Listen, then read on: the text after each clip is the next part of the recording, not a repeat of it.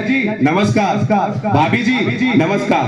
नमस्कार। पता ही होगा कि चुनाव के दिन नजदीक आ रहे हैं। हाँ बिल्कुल, तभी तो आप यहाँ पे आए हैं, वरना पिछली बार तो नेताजी जीतने के बाद में दिखाई ही नहीं दिए थे। भैया जी ये आपकी बात सरासर गलत है। वो क्या होता है ना कि चुनाव जीतने के बाद मुझे बहुत सारे काम होते हैं, बहुत सारे, तो मैं उन कामों में व्यस्त हो जाता हूँ, इसलिए आप सबके समक्ष नहीं आ पाता। हाँ बिल्कुल नेताजी, काम तो आपको बहुत होते हैं, वो कागजों में न्यूज़पेपर में छपवाना भी तो होता है ना कि हमने ये काम करवाए, हमने वे काम करवाए, लेकिन नेताजी जमीनी स्तर पर तो आपका कहीं काम मुझे दिखाई नहीं दे रहा। भैया जी आपके इस बात से मैं बिल्कुल सहमत नहीं हूँ। अगर आपको देखना है तो आप देख लीजिए, हमने इस लूणगढ़ विधानसभा क्षेत्र में बहुत सारी चीजों का निर्माण किया है, सड़कों का विकास किया है। आप चाहे तो देख लीजिए, भाभी जी आप भी देख लीजिए। अच्छा तो बताइए आपने क्या क्या काम किया है? हाँ काम बताते काम हमने ये किया था, जैसे कि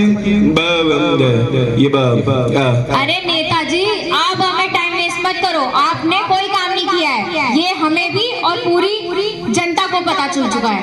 तो आप ये झूठे वादे तो करो मत। आपने एक अस्पताल तक तो बनवाया नहीं है, और तो और आपने यहाँ के छोटी छोटी बच्चियों के लिए ना कोई विद्यालय बनवाया और ना कोई कॉलेज बनवाया। और तो और बताओ आपने गैस सिलेंडर के दाम पता है कितने कर रखे हैं? 1100 से ऊपर।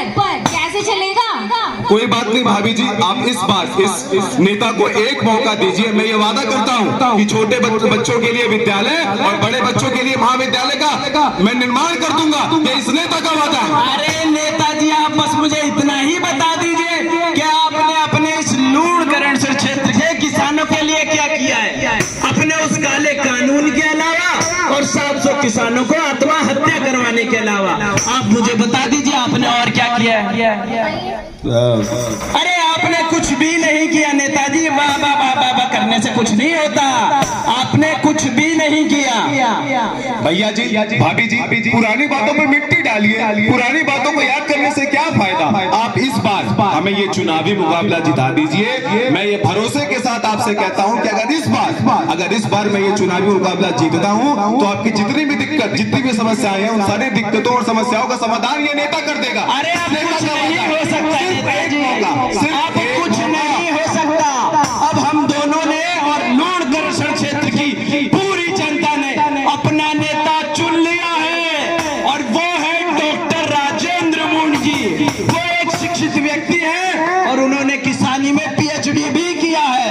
वो हम किसानों की भावनाओं को अच्छे से समझते हैं और हमारे सुख और दुख में हमेशा साथ खड़े रहते हैं। आपको याद होगा जब किसानों का आंदोलन हुआ था तो हमारे डॉक्टर राजेंद्र मूण जी हमारे लिए जेल भी गए थे और उन्होंने नहर के लिए भी आंदोलन किया था।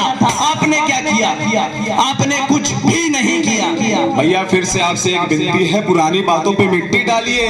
एक बार तो विश्वास करके देखिए इस नेता पे। आप हर बार किसी के ऊपर तो भरोसा करते हैं, सिर्फ एक भरोसा हमारे ऊपर भी करके देखिए। अरे बस नेताजी बहुत हो गया, चले जाओ यहाँ से, वरना आपकी पूरी की पूरी धोती खोल दूंगा।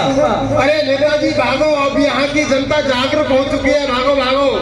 आप बिल्कुल सही कर रहे हैं, कह रहे हैं यहाँ की जनता जागरूक हो गई है। इन्होंने एक सच्चे प्रत्याशी डॉक्टर राजेंद्र मूण जी को अपना प्रत्याशी मान लिया है। आप एक काम करो, नारे लगाना शुरू करो जल्दी, तुरंत। नेताजी जिंदाबाद, नेताजी जिंदाबाद। देखा कैसे भागा है। तो साथियों अब बात करते हैं अपनी कांग्रेस पार्टी की कुछ योजनाओं की, जो इस बार सरकार बनने के बाद कांग्रेस पार्टी अपनी योजनाएं लागू करेगी।